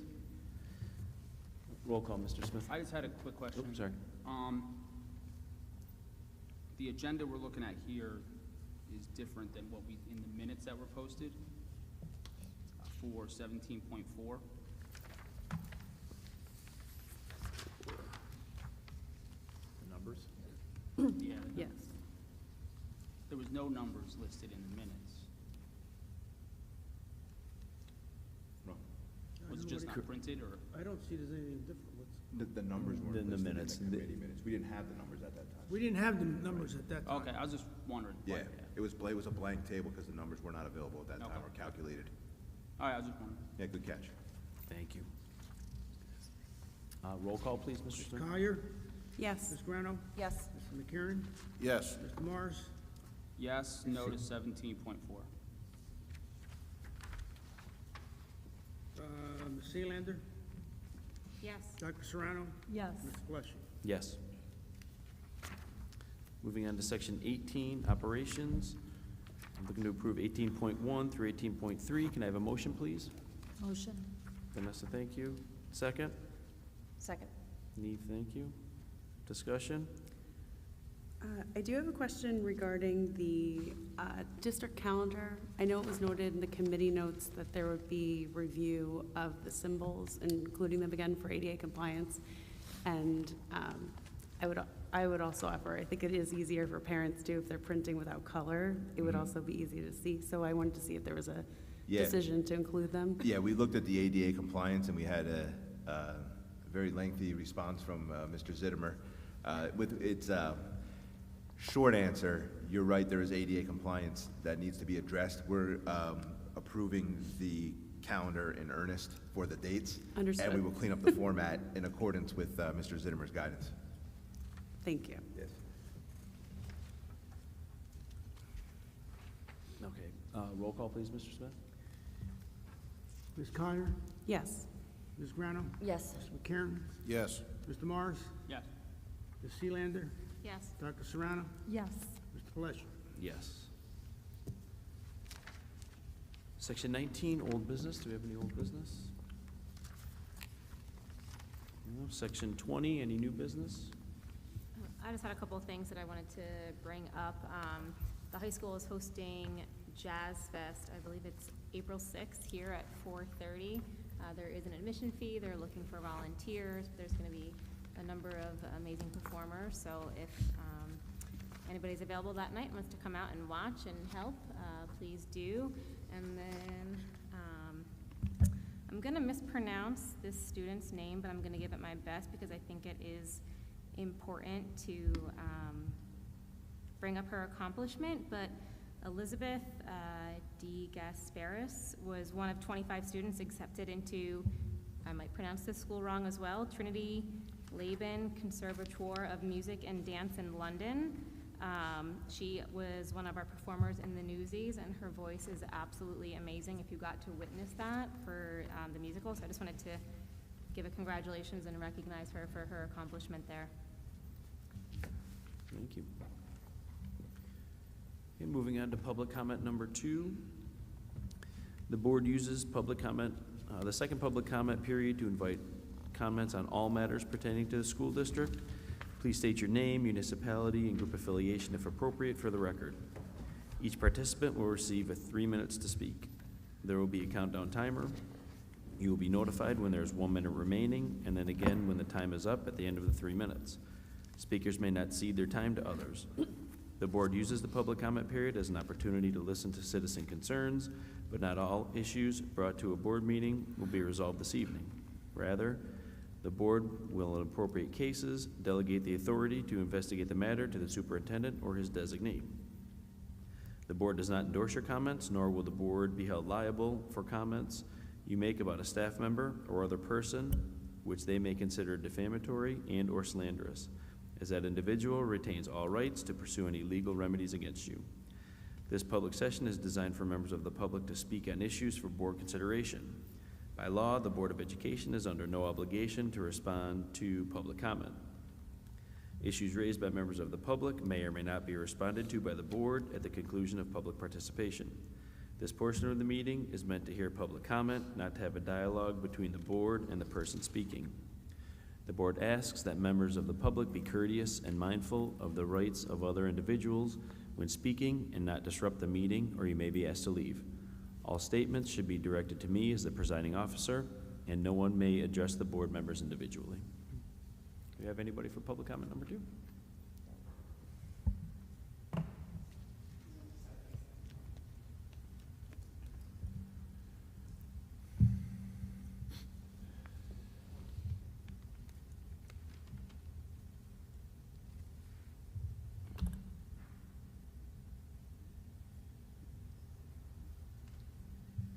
Good evening again.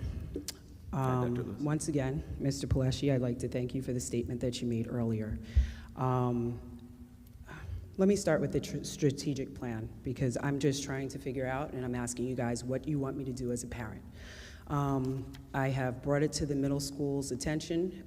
They have contacted me with regards to these racial slurs being made. but it seems like it's the same child making the same racial slurs. This is ridiculous that in 2023, I'm read a policy, and I'm trying to figure out what am I supposed to do. Am I supposed to follow a child home from the bus and knock on the door to speak to the parents? I absolutely agree with you that it has a lot to do with what's going on in the home, but my child should be protected in this district. To speak about strategic plan, there was I don't recall let me just say, the big thing is, one of the things that they were talking about diversity and inclusion, included community events by the C3 committee. These community events, and in all due respect to Mrs. Sealander, I attended the Anti-Racist Book Club, and maybe that should not be the name of the club. This was actually attended by 8 to 9 people, myself being included. There were 3 students, 1 being my own child.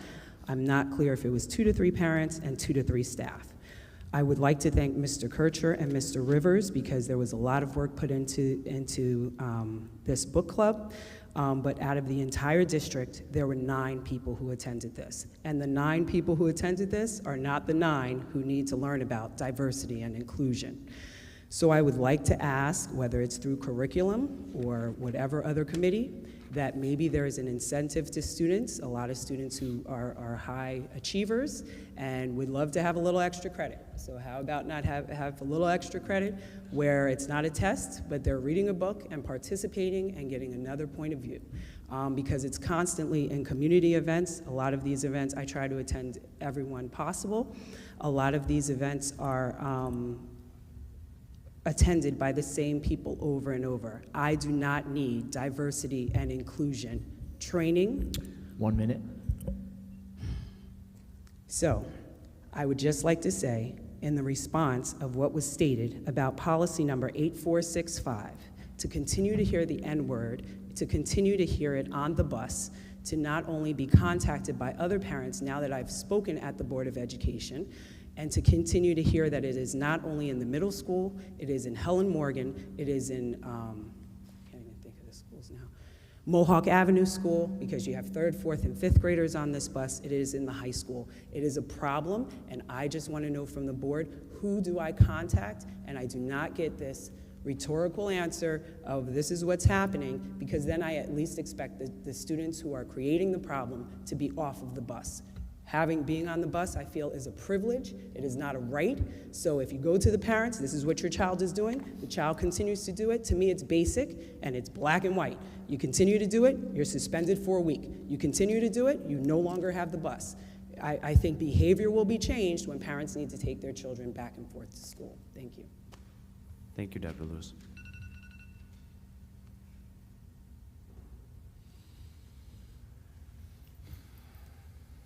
Wow. Jennifer Grant at 22 Longview Road. That is great. Hi. I wanted to follow up too on reaching out to Mr. Pelesci and Dr. Beck about the same policy, and I'm glad that there were changes made. I think that's really positive. I really appreciate your statement. I kind of wanted to just share something that happened last week for me as a parent, kind of on the flip side, that I think really opened my eyes to some stuff that might help parents and, I don't know, anybody in the district kind of understand. My own son actually ended up using a derogatory term in school for a person with special needs, which was extra emotional and disturbing because I have a child with special needs. And that opened a really tough, disappointing, emotional whirlwind of a conversation, uncomfortable. But we had it, and in the end, I don't think he even understood the correlation, which surprised me and also disappointed me in myself. But anyway, my point being that it opened my eyes to two things. A lot of the people we're talking about that are involved in this are children, small children. And those conversations, as tough as they may be, are really worth it. And in the end, he was very emotional, upset himself, and I think he learned. However, as a sidebar, if the school had called me and said he was suspended for lunch, I would have said, absolutely, do whatever you have to do. But anyway, the second thing that I realized is that everybody plays a small role in this entire discussion, right?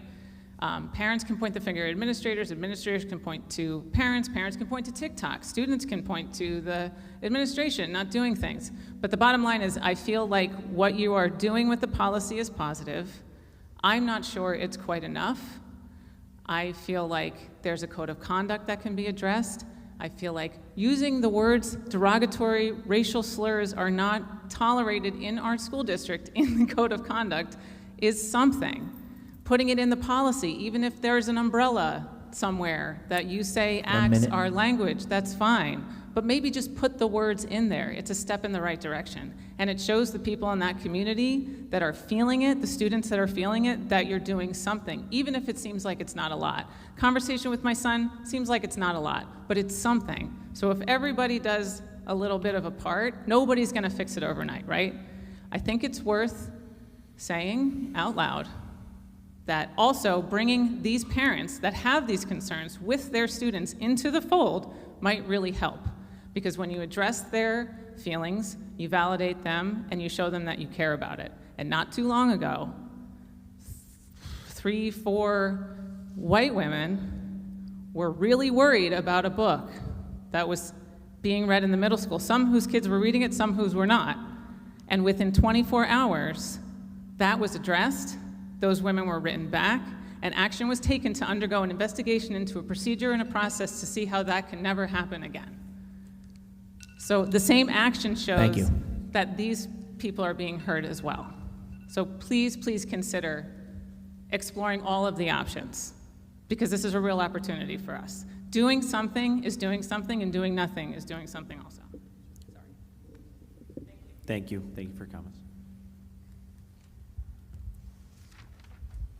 Hello, my name is Angie Hawthorne. Sparta, New Jersey.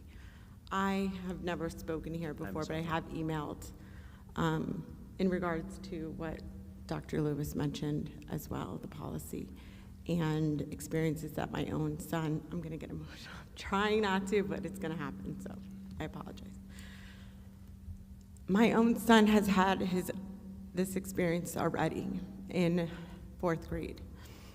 He's been part of this community for a few years now. He plays on every sports team in the town. He plays golf, plays tennis. He's got a lot of friends. For him to experience what he did hurt him, and he didn't know how to react. He didn't know how to respond. He was hurt and embarrassed, and came home, threw his book bag on the floor, and said, I don't want to go on that bus anymore. Put me on my friend's grandmother's bus, because she drives a bus to school. And that broke my heart, because he's a kid who loves all people. All people. And we teach him to respect all people. I can't rely on other people to raise their children that way. My son can't rely on other parents to raise their kids that way. He deserves to get on a bus, to go to school, and to be happy where he's at, to feel safe, to feel comfortable. I have to say, and I said it in my email to you all, that the administrators and the educators in his schools have always made him feel loved, cherished, valued, and I am indebted to them forever. But that one experience can never happen again, and I am not going to let it happen to my son again, because that was heartbreaking. I knew it would come one day. He's a black boy. 1 minute. Thank you. But as administrators, as educators, I'm an educator. I would never let that go in my classroom, in a school I work in, ever. And I expect that I can trust that the next school he goes to, which will be middle school, will be a safe place for him. And I am relying on the administrators here to make sure that that is a cohesive situation at every school, that I don't have to worry about, this school was great, this administrator did this, what about next year? I don't want to have to go somewhere else. I don't want to have to go to private school. I love public education. I don't want to have to make those decisions, but I'm finding myself making a 2-year plan of a charter school or a private school that now I'm going to have to figure out to pay for instead of saving for his college. That's unacceptable. He deserves to be here. Thank you. Thank you. Thank you for your comments, Ms. Hawthorne.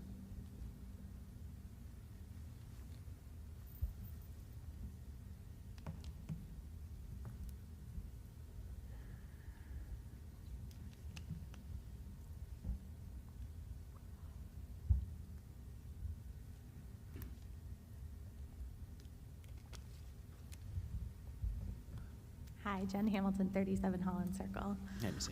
Hamilton. I just want to build on what the last three speakers have said, because it sounds, to me anyway, like we've got a book of policies, right? We've got a lot of policies in the district, but policies are just words if there's no enforcement.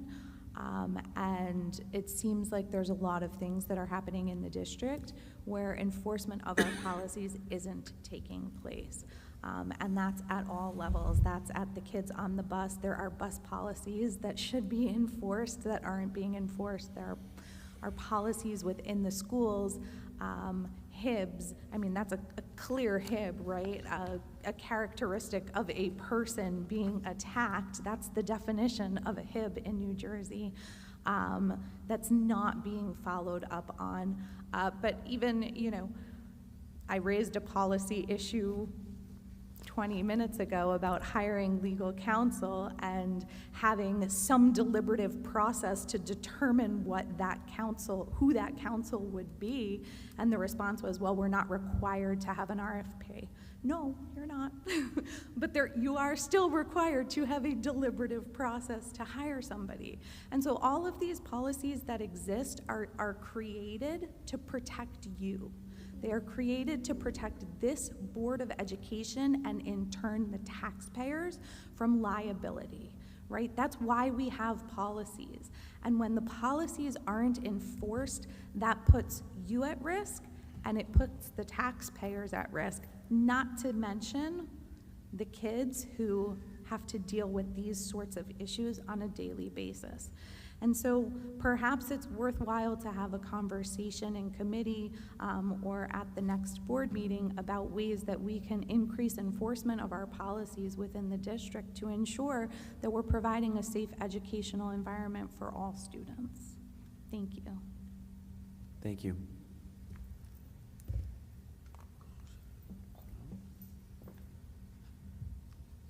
Okay, can I have a motion to close public comment number 2, please? Motion. Neve, thank you. Second? Second. Vanessa, thank you. Discussion? I would just like to respond to the four ladies because they were all along the same lines of what they were saying, and very valid points. Policies are created and should be enforced throughout the district. So I'll say a couple things about that. If they're not being, well, policies dictate our code of conduct, and the code of conduct needs to be followed. If the code of conduct is not being followed, it needs to be brought to an administrator's attention. If the administrator is not addressing it in a school building, please let me know about it so that I can make sure that it is going to be addressed properly. And that goes to specific situations. You ladies spoke of specific situations that I'm not aware of the specifics. Hopefully they were brought to the administrator's attention. Those sound like HIBs to me, and please file HIBs if you did not already. If you brought it to an administrator's attention and you feel it was not addressed, please reach out to me individually. I really encourage you to do that. Policies, as I said, policies drive code of conduct, and code of conduct dictates how students are expected to act, or how do we react when students break that code of conduct. That's all well and good when they are in place, but what we need to do as a district, and what we are starting to do as a district, Mrs. Rossi talked about this quite often throughout the strategic plan and explaining our St. Elizabeth partnership, is the code of conduct and the policies, again, they address how we react to students or staff or individuals that break policies. And what we need to do is have that, but also at the same time put measures in place to prevent these actions. And that comes through education. As Mr. Paleshi said, we're going to do our part here in the schools, and we are increasing what we're doing as far as diversity and equity education and raising awareness and making sure, to Ms. Grana's point, that students know what words mean when they use them, right? And but we also do need the help from home, and we're not pointing fingers at parents and parents pointing fingers at us when I say this, but it takes a whole community and it takes a group effort, and we are going to put measures in place and continue to increase the measures we put in place to prevent these actions, these bias actions, and then we're asking for the support of our parents at home as well. and these policies are created, they need to be enforced, and if you have specific knowledge of policies or code of conduct not being enforced, I encourage you, I implore you, please reach out to me on an individual basis. I just wanted to follow up on that, along the lines of trying to find a systematic approach and a common approach so that we are all handling things from an educated perspective and ensuring that there's cohesion to, as some of you said, how schools are responding, how administration is handling things. We're also trying to be, urgent in, a 3-year plan starts at the end of this year, let's say.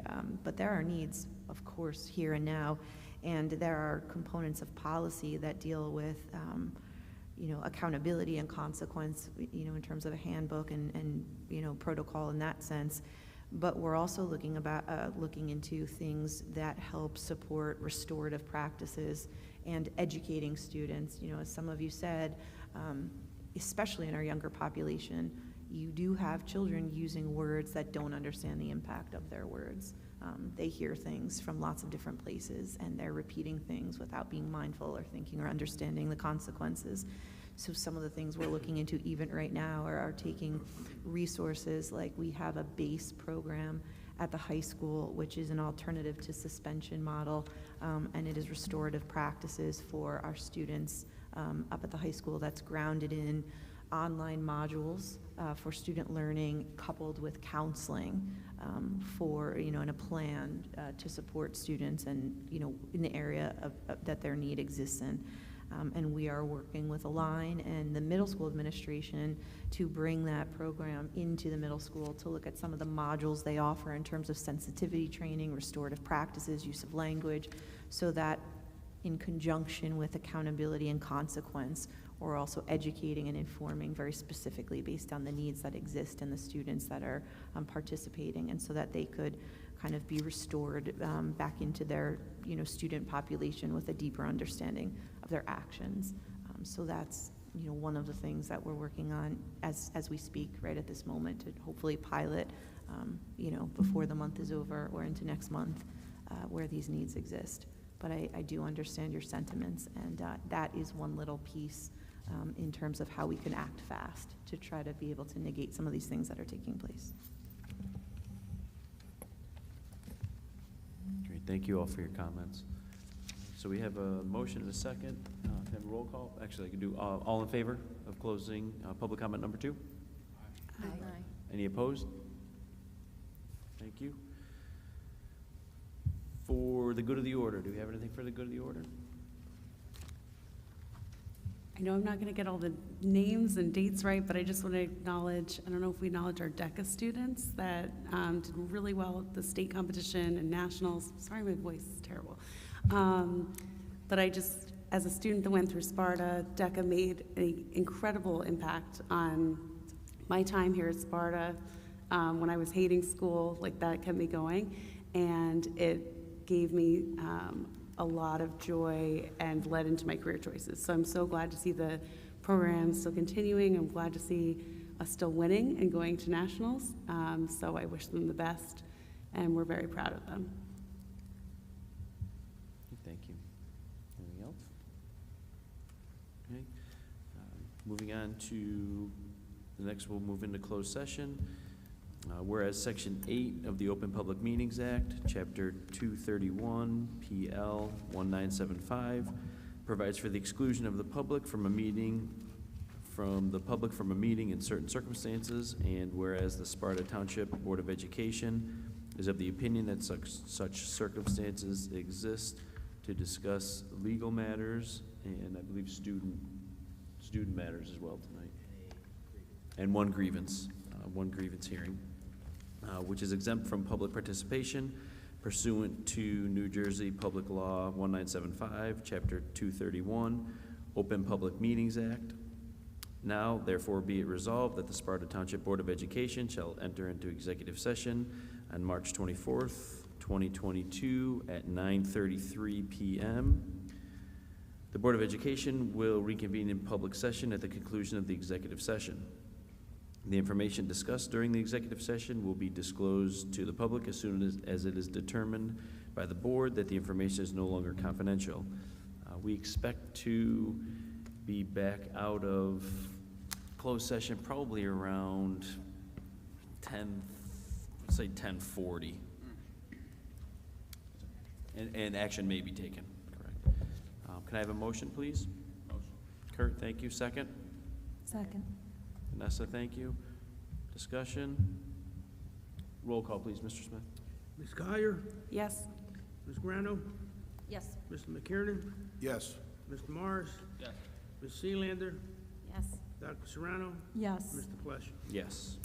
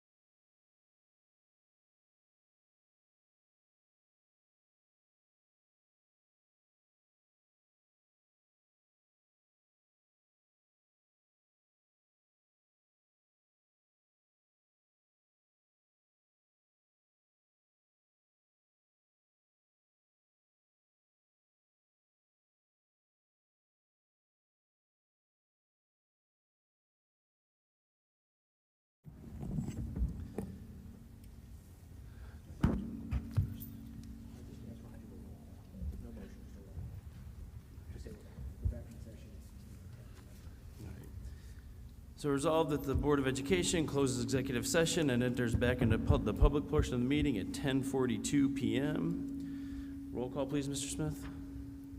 Ms. Collier, Yes, here. Ms. Grano, Here. Mr. McCarron, Here. Mr. Morris, Here. Ms. Sealander, Here. Dr. Serrano, Here. Mr. Flesch. Here. Okay, we need to approve number 17.10, settlement agreement. Do I have a motion? Motion. Kurt, thank you. Second? Second. Vanessa, thank you. Discussion? Roll call, please, Mr. Smith. Ms. Collier, Yes. Ms. Grano, Abstain. Mr. McCarron, Yes. Mr. Morris, Yes. Ms. Abstain. Sealander, Abstain. Dr. Serrano, Yes. abstain? Okay. And Dr. Serrano, Yes. and Mr. Fletcher. Yes. Okay. I have a motion to adjourn the meeting. Motion. Motion. Kurt, thank you. Second? Second. Well, that was Wendy, thank you. aggressive. And resolved that the Board of Education approves the motion to close the meeting of the Sparta Board of Education at 10:44 PM.